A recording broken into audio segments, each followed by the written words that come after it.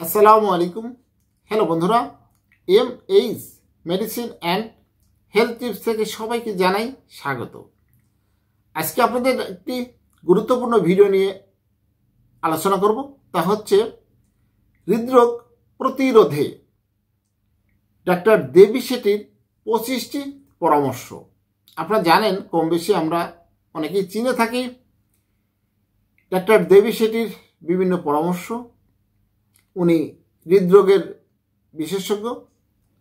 চলুন তার 25টি পরামর্শ কি, আমরা যদি এইগুলো মেনে চলি আমাদের অনেক বিপদ থেকে রক্ষা পাওয়া সম্ভব আল্লাহর রহমতে। 1. হৃৎপিণ্ড আমাদের মানবদেহের একটি গুরুত্বপূর্ণ অঙ্গ। একজন সাধারণ মানুষ তার নিজের হৃদযন্ত্রের যত্ন নেওয়ার জন্য কি করতে পারেন? ডায়েট, শর্করা জাতীয় খাবার কম, প্রোটিন বেশি এবং যত সম্ভব কম তেল খাওয়া। ব্যায়াম, দৈনিক জোরে আধা ঘন্টা করে সপ্তাহে 5 দিন হাঁটা, লিফট ব্যবহার না করে সিঁড়িতে ওঠানামা, সম্ভব হলে নিকট দূরত্ব হেঁটে চলাচল, পারতপক্ষে দীর্ঘক্ষণ স্থবির বসে থাকা পরিহার করা একটি গুরুত্বপূর্ণ বিষয়। ধূমপান ত্যাগ করা, ওজন নিয়ন্ত্রণে রাখা, উচ্চ রক্তচাপ থাকলে ও ডায়াবেটিস থাকলে সুগার নিয়ন্ত্রণে রাখা। 2. আমরা কি আমাদের চর্বিকে পেশিতে রূপান্তর করতে পারি? এটা প্রচলিত ভয়ানক ধারণাগুলোর মধ্যে একটি। চর্বি দেহের জন্য অত্যন্ত বাজে। পেশি আর চর্বির গঠন, টিস্যু এসব আলাদা। চর্বিকে পেশিতে রূপ দেওয়ার ধারণাটি একটি মিথ্যা ও গুজব। 3.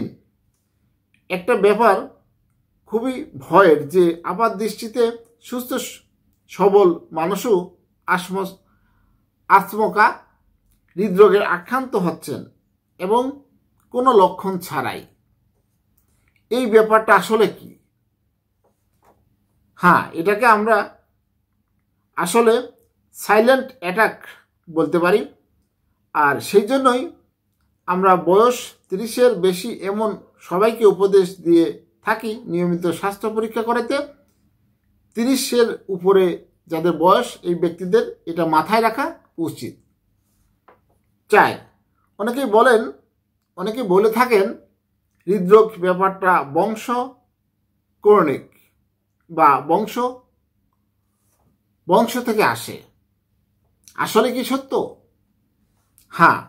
হৃদরোগ ব্যাপারটা বংশের সাথে একটা সম্পর্ক রয়েছে। 5. হাঁটা না জগিং, কোনটা বেশি ভালো? নাকি অধিকতর তীব্র ব্যায়ামগুলো হৃদযন্ত্রের জন্য বেশি ভালো?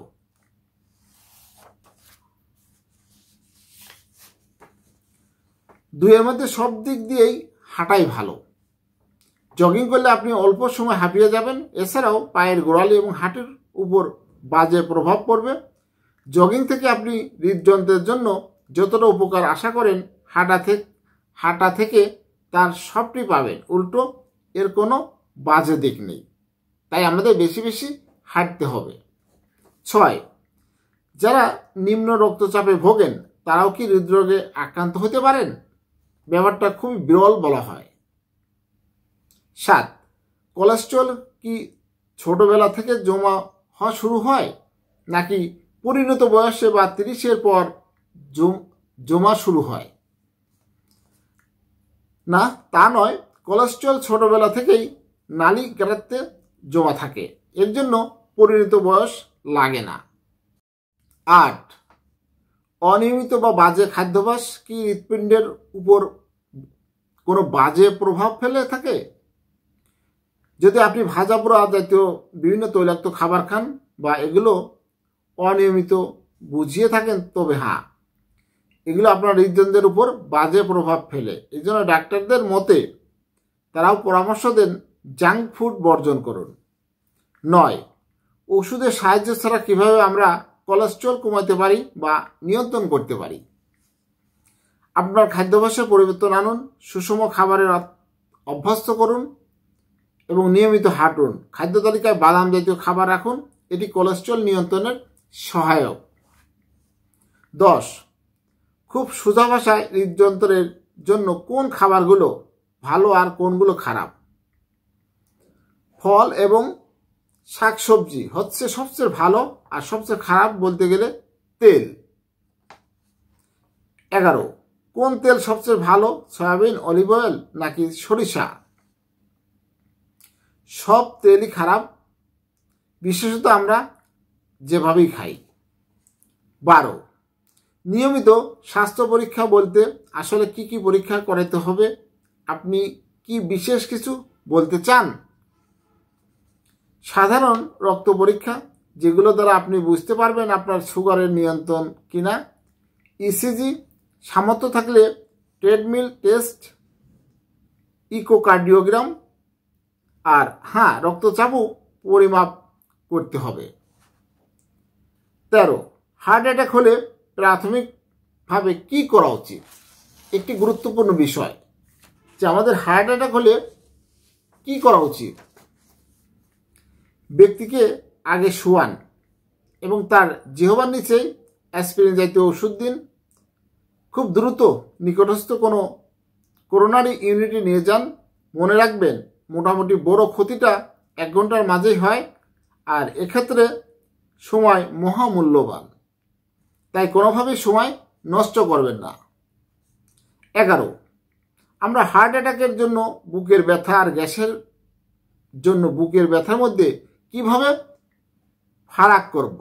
অনেকের আছে গ্যাসের ব্যথা বা হার্ট অ্যাটাকের ব্যথা, আমরা কিভাবে বুঝবো? অনেক ডাক্তারের জন্য ব্যাপারটা কঠিন, যদিও অভিজ্ঞ ডাক্তাররা প্রায়ই সঠিক অনুমান করতে পারেন। ইসিজি ছাড়া বোঝা মুশকিল, আর তাছাড়া এটা নিজেরা না করে ডাক্তারের পরামর্শ নিন। 15, তরুণ প্রজন্মের মাঝে হৃদরোগ বাড়ছে, আপনার মতের কারণ কি? 30-40 বছর বয়সে অনেকেই হৃদরোগে আক্রান্ত হওয়ার এবং জটিল নানা জিনিস দেখি। আসলে জীবনযাত্রা, কায়িক পরিশ্রমের অভাব, নেশা, ভাজাপোড়া, ফাস্টফুড ইত্যাদি মূল কারণ। আপনি জেনে অবাক হবেন, আমরা জাতিগতভাবে ইউরোপিয়ানদের চেয়ে 3 গুণ বেশি হৃদরোগের ঝুঁকিতে রয়েছি। 16, একজন সাধারণ মানুষের পক্ষে কি 120/80 এর বাইরে রক্তচাপ থাকার পরেও তার সুস্থ থাকা সম্ভব? হ্যাঁ, সম্ভব। 17, এটি সত্য যে নিকটস্থ আত্মীয়দের মধ্যে যদি আপনার বিবাহ হলে সেক্ষেত্রে সন্তানের হৃদরোগের ঝুঁকি থাকে। হ্যাঁ, এটা প্রায়ই হয় এবং অবৈজ্ঞানিক কিছু না। 18, আমরা অনেকেই অনিয়মিত জীবনযাপন করি, রাত জাগি, এগুলো কি হৃদযন্ত্রের জন্য খারাপ? আপনি যখন বয়সের তরুণ, প্রকৃতি আপনার এসব অনিয়মিত জীবনের কুপ্রভাব থেকে আপনাকে প্রতিরক্ষা দেয়, কিন্তু আপনি বা আপনার যখন বয়স বাড়বে নিজের দেহগড়িকে সম্মান করুন এবং যত্ন নিন। 19, উচ্চ রক্তচাপের ওষুধ কি স্বল্প এবং দীর্ঘমেয়াদী কোনো পার্শ্ব প্রতিক্রিয়া আছে? হ্যাঁ, প্রায় সব ওষুধেরই পার্শ্ব প্রতিক্রিয়া আছে, তবে আধুনিক উচ্চ রক্তচাপ প্রতিরোধী ওষুধগুলো বেশ নিরাপদ। 20, অ্যাসপিরিন ও মাথা ব্যথা ওষুধগুলো কি হৃদরোগের ঝুঁকি বাড়ায়? উত্তর হচ্ছে না। 21, রাত জাগা কর্মীদের কি হৃদরোগের ঝুঁকি দিনের কর্মীদের চেয়ে বেশি হয়?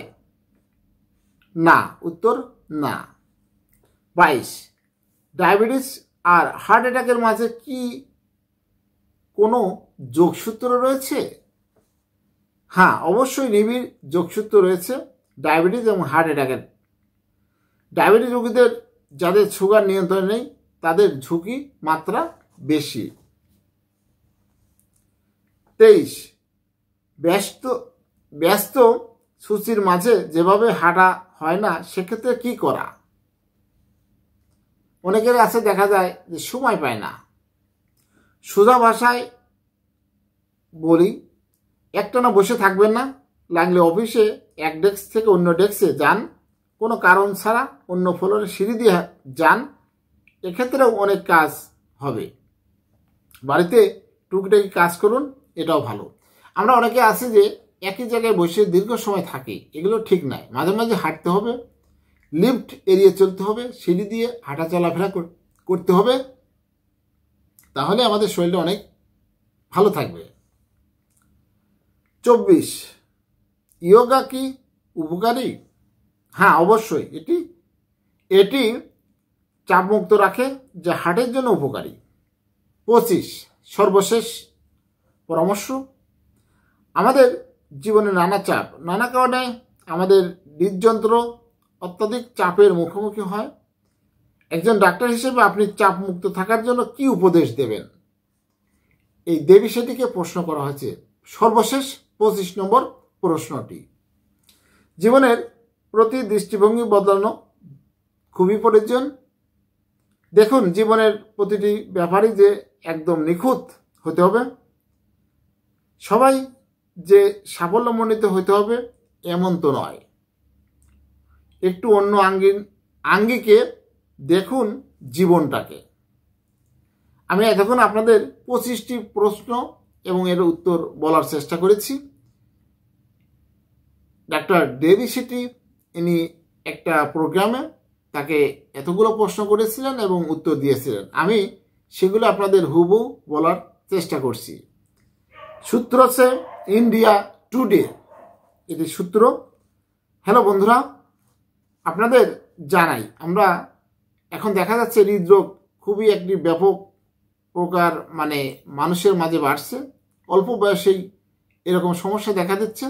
তাই আমাদের একটি সহজভাবে বলি, হাঁটা চলা ব্যায়াম এবং তেলে ভাজা খাবারগুলো পরিহার করুন, সুস্থ জীবন গড়ে তুলুন। হ্যালো বন্ধুরা, আমার এই ভিডিওটি যদি ভালো লাগে, নতুন নতুন ভিডিও পেতে আমার চ্যানেলটি এখনই সাবস্ক্রাইব করে রাখুন, লাইক কমেন্ট শেয়ার করুন। আর এই ডাক্তার দেবী সেটির 25টি প্রশ্নের উত্তর আপনাদের জানানোর চেষ্টা করেছি। আশা করি জানতে পেরেছেন। ভিডিওটি ভালো লাগলে শেয়ার করে দিন, অন্যজনকে দেখার সুযোগ করে দিন। সবাইকে ধন্যবাদ। আল্লাহ হাফেজ।